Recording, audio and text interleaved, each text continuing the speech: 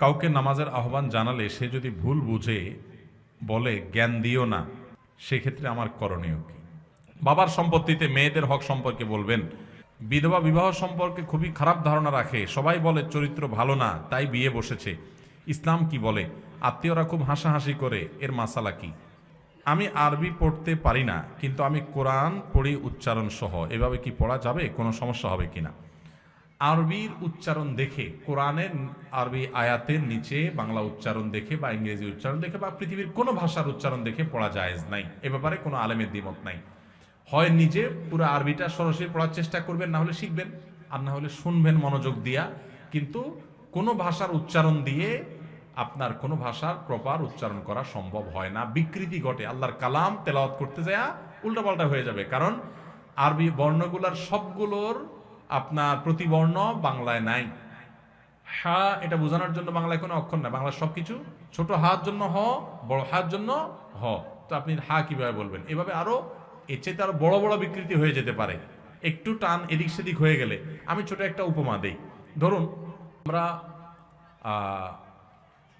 বলি ভাবি বা ভাবা। ভাবা এটা মানে চিন্তা করা, আর বাবা মানে পিতা। জাস্ট একটু বটাকে একটু চাপ দিয়ে বললাম ভাবা, তাহলে তার অর্থ কি?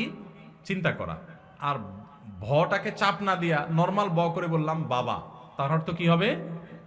একটু এদিক সেদিক করার কারণে অর্থ পরিবর্তন হয়ে গেছে না? আরবি তো এরকম। তো আপনার বাংলার অক্ষর দিয়ে যদি আপনি উচ্চারণ করেন, তাহলে সেটা দেখা যাবে এরকম অনেক কিছু পরিবর্তন হয়ে গেছে, কারণ বাংলায় তো সব অক্ষর নাই ওইটার অনুরূপ।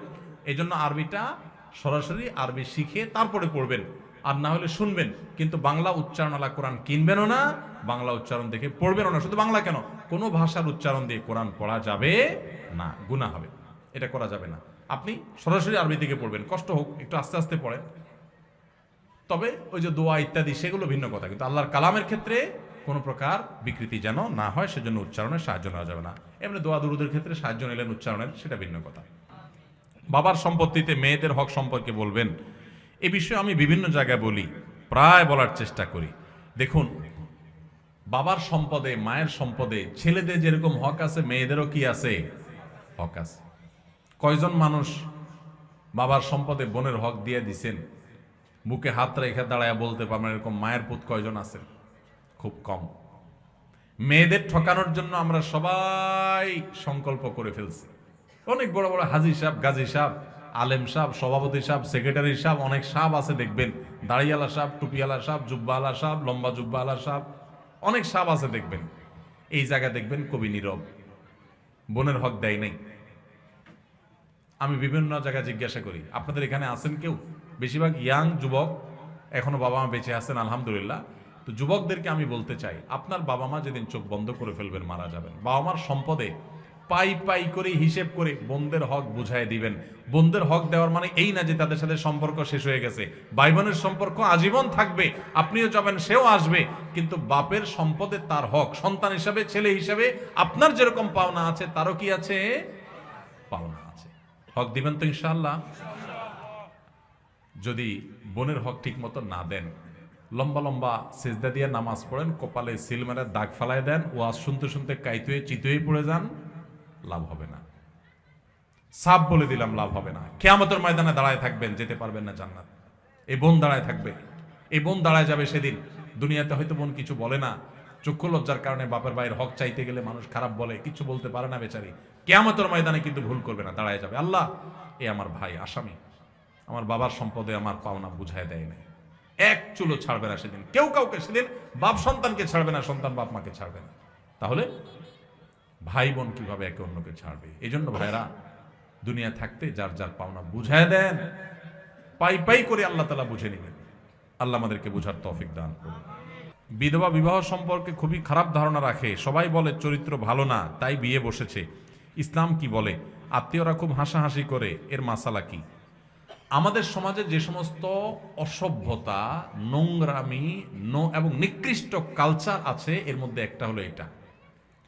একজন নারী, তিনি যদি তার স্বামী হারা হন, হতে পারে স্বামীর সাথে বিচ্ছেদ হয়ে গেছে বা স্বামী মারা গেছে, তাহলে ইসলামের দৃষ্টিতে তিনি অন্যত্র বিবাহ বসার প্রয়োজন হলে বিবাহ করাটাই হলো উত্তম।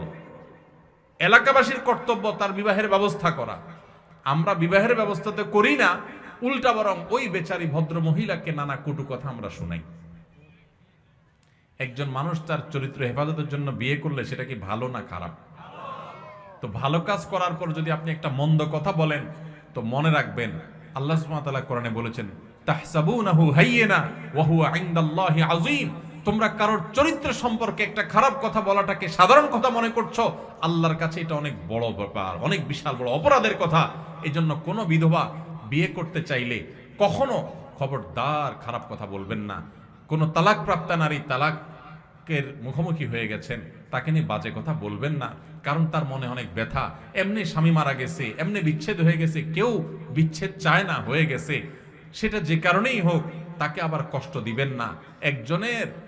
একজনের ঘর পোড়ার মধ্যে আলো পোড়া দিতে যাবেন না, একজনের কষ্টকে লবণ দিয়ে কষ্ট বাড়াতে যাবেন না। এই জন্য কোনো মেয়ে যদি বিধবা বিয়ে করতে চায়, অ্যাপ্রিসিয়েট করবেন। উচিত সমাজের মানুষ তার বিয়ের ব্যবস্থা করা, কারণ দিন শেষে তিনি মানুষ, তার বিয়ের প্রয়োজন হতে পারে। একজন নারী শুধুমাত্র জৈবিক প্রয়োজনেই শুধু বিয়ে করতে হয় তা কিন্তু না। ভাইরা আমার, আমাদের এই সমাজ এত ভয়াবহ একটা অবস্থায় সমাজে বিরাজ করছে যে একজন বিধবা একা একা সমাজের চলা তার জন্য কঠিন হয়। তার একজন পুরুষ গার্ডিয়ানের দরকার হয়, চলাফেরা করতে অসুবিধা হয়, নানান লোকের কুদৃষ্টি পড়ে, তার জীবনযাত্রাটা কঠিন হয়। এই ভদ্র মহিলার বিয়ে করাটাই বরং উচিত। অতএব কোনো বিধবা মহিলা বিয়ে করলে যদি কেউ কটু কথা বলে, সে আল্লাহর জমিনে সবচেয়ে বড় পাপিষ্ট, সবচেয়ে বড় খারাপ মানুষগুলোর একটা। হোক তার মুখে মুখ ভর্তি দাড়ি, হোক সে অনেক বড় হাজী সাহেব, হোক সে অনেক বড় হুজুর, কিন্তু সে আল্লাহর খাতায় অনেক বড় ফাসেক, আল্লাহর কথায় সে একজন জালেম, আল্লাহর খাতায় সে একজন খারাপ মানুষ, নিকৃষ্ট মানুষ, কারণ একজন বিধবার অধিকার সে বঞ্চিত করছে। আমার দেশে মহিলারা স্বামী মারা গেলে একটা দুইটা বাচ্চা হয়তো আছে বা বয়স অনেক কম, আর এটা বিয়ে চাইলেও করতে পারে না। কত খারাপ বানিয়ে ফেলেছি আমরা সমাজটাকে। এই জন্য দৃষ্টিভঙ্গি বদলান। যে সমস্ত মেয়েরা বিধবা হয়েছে তাদের বিয়ে দিতে বরং সাহায্য করবেন, উৎসাহিত করবেন, তাদেরকে সাইদা বলবেন যে কোনো লজ্জার ব্যাপার নাই, আমরা তোমার নেতৃত্বে তোমার বিয়ের ব্যবস্থা করব, আমরা সবাই সহযোগিতা করব। তার বিয়ের জন্য উদ্যোগ নেবেন, চেষ্টা করবেন না ইনশাআল্লাহ। আমাদের এই সমাজের সমস্ত খারাপ বদ অভ্যাস, খারাপ স্বভাব, খারাপ কালচার, অপসংস্কৃতি, এগুলোকে মাটির নিচে দাপন করে সমাজটাকে সুন্দর করতে হবে আমাদের, ঠিক আছে না ইনশাআল্লাহ? আল্লাহ আমাদের তৌফিক দান করুন। সোমবার, বৃহস্পতিবার, শুক্রবার মৃত্যু হলে কি সৌভাগ্যবান? সোমবার আর বৃহস্পতিবার মারা গেলে সৌভাগ্যবান হওয়ার কথা কোরআনে হাদিসে কোথাও নাই। তবে জুমার দিন কেউ যদি মারা যায়, শুক্রবারে যদি কেউ মারা যায়, তাহলে সেক্ষেত্রে হাদিসের বর্ণনা মতে ওই ব্যক্তির কবরের আযাব, কবরের প্রশ্নোত্তর থেকে সে নিরাপদে থাকে, কবরের ফিতনা থেকে সে নিরাপদে থাকে। কবরের ফিতনা থেকে আল্লাহ তাকে বাঁচায় রাখেন জুমাবারে কারো মৃত্যু হলে। এটা তো আর কারোর হাতে না কোন দিন কে মারা যাবে। অতএব এটা ভাগ্যের ব্যাপার, এটা খুশনসিবের ব্যাপার। যদি কেউ এই দিনে মারা যায় তাহলে এই সৌভাগ্যের অধিকারী সে হবে। আবার এইবারে মারা গেলেই যে সে জান্নাতি, এরকম কোনো গ্যারান্টি দেওয়ার কোনো সুযোগ, কারণ শুক্রবারে বহুত আল্লাহর প্রতি অবিশ্বাসী কাফেরেরও মৃত্যু হয়, বহুত ফাসিকেরও মৃত্যু হয়। আবার শুক্রবার ছাড়া অন্যদিন মারা গেলে লোকটা খারাপ, সেরকম যোগ বিয়োগও কষবেন না। আমরা তো বাঙালি খুব সহজে যোগ বিয়োগ কষার ওস্তাদ, বুঝেন নাই? এটা দেখে আপনি যোগ বিয়োগ করতে যাবেন না। একজন নেককার মানুষের মৃত্যু শনি রোববারেও হতে পারে। আমাদের প্রিয় নবী সাল্লাল্লাহু আলাইহি সাল্লামের মৃত্যু কিন্তু শুক্রবারে হয় নাই। অতএব কেউ শুক্রবারে মনে নাই দেখে আরে এই লোকটা খারাপ, আর শুক্রবার মরছে দেখে একেবারে জান্নাতের সার্টিফিকেট দিয়ে দিবেন, এই গ্যারান্টি নাই। তবে হ্যাঁ, এটা ঠিক যে হাদিসের আলোকে শুক্রবারে মৃত্যুবরণ হলে তার কবরের ফিতনা থেকে মুক্ত থাকার কথা আছে।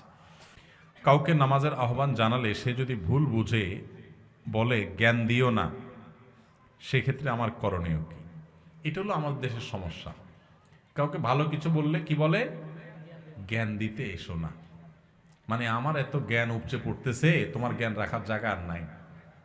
ভাবটা এরকম না? মানে এটাকে বলে চুরি চুরি আরো সিনা চুরি। নামাজ পড়ে না বেনামাজি, আরেকজন যখন নামাজের আহ্বান করছে বলবে ভাই তোমার শুক্রিয়া, থ্যাংক ইউ সো মাচ, তুমি আমার একটা ভালো কাজের কথা বলছো ভাই, ঠিক আছে দোয়া করো, আমি চেষ্টা করি ভাই। এটা না ইমানদারের কথা। আর জাহেল এবং মূর্খ মানুষের কথা হলো ভাই জ্ঞান দিতে আসিস না এত। তার মানে তোমার জ্ঞান আছে, তোমার জ্ঞান থাকলে তুমি নামাজ পড়তে যাইতা। তুমি যে অজ্ঞানী, তুমি যে মূর্খ, এটা তো তুমি প্রমাণ করছো তোমার কর্ম দ্বারা। আর যদি বলো না নামাজ পড়তে হবে, এটা আমি জানি, তো যাই না শুনেও যদি নামাজ না পড়ো তো তোমার মুগুর তো ডবল পড়বে কিয়ামতের ময়দানে। আমাদের দেশে অনেক সময় অন্যায় কাজ থেকে মানুষ বাধা দিলে বা ভালো কাজের নির্দেশ করলে আমরা অনেকে বলি জ্ঞান দিতে আইসো না। এটা অহংকারীর কথা, এটা কোনো বিনয়ী মানুষের কথা না। আপনাকে যদি কেউ ভালো কাজের উপদেশ দেয় তো আপনার তো সৌভাগ্য, আপনি সেটাকে ভালোভাবে নিবেন। আলহামদুলিল্লাহ, একটা মানুষ আমাকে ভালো কাজ করতে বলছে, খারাপ কাজ করতে তো বলে নাই। অতএব জ্ঞান দিতে আইসো না, এটা অহংকারীর কথা, এটা কোনো মুসলমানের কথা না। জ্ঞান দিতে আইসো না মানে কি? আপনার জ্ঞান থাকার পরও যদি আরেকজন জ্ঞান দেয়, আপনি শুকর আদায় করবেন, আলহামদুলিল্লাহ আমাকে স্মরণ করাই দিয়েছে। আল্লাহ বলেছেন ওয়াযাক্কির ফাইন্না যিকরা তানফাউল মুমিনিন। আর ইমানদারদেরকে জানা কথাটাও স্মরণ করাই দাও। নামাজ পড়ো, সেও জানে, আবারও বলো, বললে তার লাভ হয়, তার বিবেক বিবেচনা বোধ জাগ্রত হয়। এই জন্য বারবার স্মরণ করাইতে আল্লাহ বলছেন, আপনি বলছেন জ্ঞান দিতে আইসো না। তাহলে বোঝা গেল এটা কোনো ইমানদারের কথা না। কেউ যদি আপনাকে ভালো কাজের পথে আহ্বান করে, পারলে তার ডাকে সাড়া দিবেন, আর না পারলে চুপ থাকবেন, কিন্তু অহংকার করবেন না। অহংকারী কিন্তু হেদায়েত থেকে মাহরুম হয়, বঞ্চিত হয়। এই কপাল পোড়ারা সঠিক পথে আসতে পারে না।